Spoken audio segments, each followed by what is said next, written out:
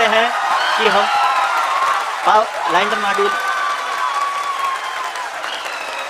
People are applauding. Sir, we have achieved soft landing on the moon. India is on the moon. जब हम अपनी आंखों के सामने ऐसा इतिहास बनते हुए देखते हैं तो जीवन धन्य हो जाता है। भारत माता की जय। भारत माता की जय। जय Hind. My God, it's a big achievement. It's a big achievement. Nadia जी बहुत बहुत बधाई। बहुत बहुत। अब मैं एज ए पाकिस्तानी नहीं as a human being appreciate करता हूँ इंडिया को।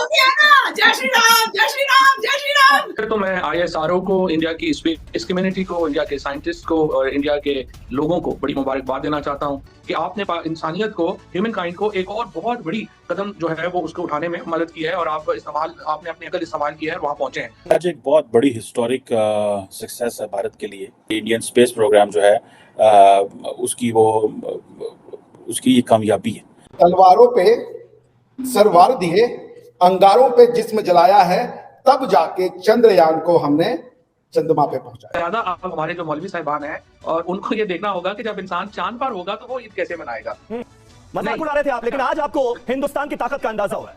हेलो फ्रेंड्स, जय हिंद। आप सभी का स्वागत है हमारे चैनल में।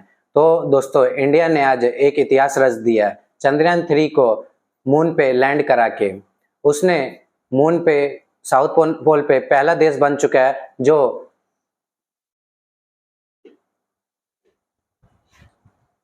लैंड कराया है अपने सैटेलाइट को। तो दोस्तों देखते हैं वीडियो में और मैं आपको मिलता हूं वीडियो के एंड में। ISRO को, इंडिया की स्पेस कम्युनिटी को, इंडिया के साइंटिस्ट को और इंडिया के लोगों को बड़ी मुबारकबाद देना चाहता हूँ पाकिस्तान की तरफ से, पाकिस्तान के लोगों की तरफ से।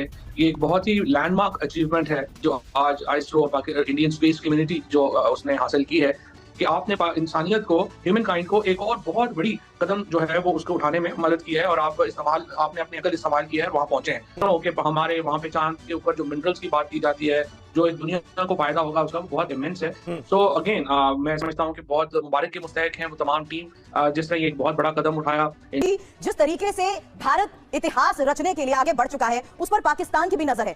पहले आप ही का वो बयान था जो हम पर जाने की जरूरत ही क्या है जब चांद यहीं से नजर आ जाता है। वो बयान तो आधा हिस्सा उन्होंने दिखाया था। वो असली इशू ये था, हमारे जो मौलवी साहिबान हैं और उनको ये देखना होगा कि जब इंसान चांद पर होगा तो वो ईद कैसे मनाएगा। तो ये कहना कि चांद जो है वो खाली आंख से ही देखना है, बिल्कुल एक ऐसी बात है जिस पे अमल नहीं हो सकता। तो आप जदीद टेक्नोलॉजी यूज करें। तो इसके जवाब में मुझे ये जवाब दिया गया कि जब चांद यहाँ से ही नजर आ सकता है तो चांद पे जाने की क्या जरूरत है। इसकी बात है, टेक्नोलॉजी की बात है और उसका फायदा तमाम दुनिया को पहुंच रहा है। तो उसको तो कोई अहमद ही होगा या शदीद नफरत में अंधा हुआ शख्स ही होगा जो कहेगा कि इसको भी हम उसी। लेकिन 2019 में मुझे याद आता है फवाद साहब, चंद्रयान 2 जब नाकामयाब हुआ, जिस उस वक्त मुझे याद है आपने ऐसे ट्वीट किए जिसे देखकर लगा कि ना जाने कैसा सैडिस्टिक प्लेजर हासिल हो रहा है आपको। मजाक उड़ा रहे थे आप, लेकिन आज आपको हिंदुस्तान की ताकत का अंदाजा हुआ है। ये बात भी आपकी सही है। एक्चुअली मैं आपको बताऊं, अनफॉर्चुनेटली हमारे मीडिया में एक प्रॉब्लम जो सबसे मेजर है वो ये है कि वो बैकग्राउंड के बगैर जो है वो बात कोट होती है। आज एक बहुत बड़ी हिस्टोरिक सक्सेस है भारत के लिए। और मैं देख रहा था कि जो साउथ अफ्रीका के प्रेसिडेंट हैं, प्रेसिडेंट सिरिल, उन्होंने ब्रिक्स समिट में भारत के वज़ीर आज़म नरेंद्र मोदी को मुबारकबाद दी और कहा कि आप का जो मिशन था चांद पे जाने का, वो आज पूरा होने वाला है। और ये एक नो डाउट बड़ी हिस्टोरिक अपॉर्चुनिटी है, ये एक बड़ी हिस्टोरिक सक्सेस है। और इंडिया के हवाले से आप इमेजिन करें कि जिस मुल्क ने एक, जिसे कहते हैं ना, एक बड़े लो बजट में ये सारी डेवलपमेंट की है। इंडियन स्पेस प्रोग्राम जो है उसकी ये कामयाबी है और बड़ी एक महारत है। पहले तो ये 2019 में नाकाम हुए, लेकिन आज जो है इसरो का जो सोशल मीडिया है वो जारी बात है, वो तस्वीरें भेज रहा है, वो बड़े एक्साइटेड हैं, बड़ी एनर्जी है कि जिन लोगों ने दिन रात सुबह शाम एक वक्त के लिए काम किया, तो वो चीज़ जो है वो हमारे सामने है। आप इसको देखें, ये इतना कोई आसान काम नहीं था। ये जो पूरी की पूरी एक्सरसाइज जो है, अगर आप इसको देखें इन टर्म्स ऑफ ये scientific excellence, research, in terms of vision, in terms of एक डेवलपिंग कंट्री जिसकी एक साइड जो है वो चांद पे है और उसकी जो दूसरी साइड है वो उसमें 50,000 किस्म के मसले हैं, लेकिन that shows the brighter side of the country. तलवारों पे सरवार दिए, अंगारों में खुद को जलाया है, तब जाके चांद पे हमने चंद्रयान 3 को पहुंचाया है।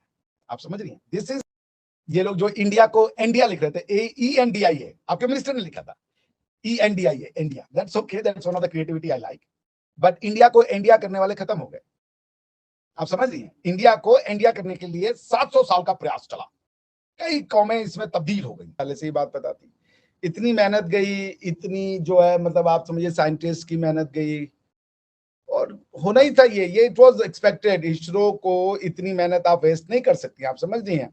और देखिए इसमें कोई कंपैरिजन नहीं है कि हम जीत गए, रशिया हार गया। ये मानवता की जीत है, मानवता का एफर्ट है। रशिया भी जीता, हम भी जीते, आप भी जीती, सब जीते। जो इंसानियत में, मानवता में मानवतावादी हैं, जिनका ये विश्वास है कि हम सब मानव हैं और मानवता से ऊपर कुछ नहीं है, वो सब जीते। क्योंकि ये हमने, इंडिया ने अपने लिए नहीं किया सिर्फ, और इंडिया एक लौता वाहिद एकमात्र देश है पूरी दुनिया में, या एक सभ्यता है पूरी दुनिया में जो कि मानवता की बात करता रहा। ये है कि ये इसरो हमारी साइंस का टेक्नोलॉजिकल मूर्त रूप है। हमने साइंस को टेक्नोलॉजिकली अचीव कर दिया। अभी तक तो हम ये कहते थे कि चांद यहां से इतनी दूरी पे है, चांद का प्रभाव ये पड़ता है। अब हम चांद पे पहुंच भी गए, क्योंकि हमें पता था चांद पे कैसे पहुंचा जाता है। ये आपके लिए बहुत बड़ा हुआ है कि अगर आपका परिवार गलत होता तो आज चांद पे नहीं पहुंच पाता। चांद पे पहुंचने के लिए कैलकुलेशंस चाहिए, इतना आसान नहीं है। रशिया ने करने की कोशिश की, देखिए क्या हुआ, 4 दिन में खेल खत्म हो गया। मैं रशिया को ये नहीं कह रहा, उनको किसी तरीके से डिग्रेड नहीं कर रहा, मुझे पता है अगली बार वो इससे भी बड़ा कुछ अचीव करेंगे। लेकिन पॉइंट क्या है कि it's not that easy as it sounds. Plus कि आपकी मैथमेटिकल प्रिसीजन इतनी इफेक्चुएट है, इतनी करेक्ट है कि आप मतलब उसको सोचिए, घुमा रहे हो सैटेलाइट को अर्थ के चारों ओर। अगर अर्थ में आप चपटी होगी, अर्थ तो जाके भिड़ जाएगा सैटेलाइट उससे, उसके चारों ओर लड़ ही नहीं पाएगा वो। उसके बाद आप उसको घुमाते घुमाते घुमाते सट से चंद्रमा के पास भेज दे, चंद्रमा के ऑर्बिट में। क्योंकि अगर वो चंद्रमा के ऑर्बिट में ना जाके कहीं और चला जाता तो अर्थ में गुम हो जाता। इतना आसान नहीं था अर्थ की ऑर्बिट से चंद्रमा के ऑर्बिट में करना। रशिया यहीं फेल हो गया। तो ऑर्बिट से ऑर्बिट का चेंज करना, फिर एक ऑर्बिट से दूसरे ऑर्बिट, दूसरे ऑर्बिट से तीसरे ऑर्बिट, दिस इज, आपको जितना साउंड इजी लग रहा है ना, उतना नहीं है ये। और अर्थ पे बैठ करके और ये इसरो की जो टीम है, ये मैं बोलूंगा, ये जाने से पहले मंदिर भी गए, भेजने से पहले। तो पॉइंट ये है कि ये सब देखिए, आस्था एक अलग चीज है, लेकिन साइंस टेक्नोलॉजी की आस्था और साइंस और टेक्नोलॉजी में टकराव नहीं होना चाहिए। आस्था आप रखें, लेकिन साइंस एंड टेक्नोलॉजी में टकराव। तो दोस्तों, जैसे कि आपने हमारा वीडियो पूरा देख लिया है, तो वीडियो को लाइक करिए, ज्यादा शेयर करिए और चैनल को सब्सक्राइब करना बिल्कुल ना भूलें। मैं आपको मिलता हूँ नेक्स्ट वीडियो में। जय हिंद।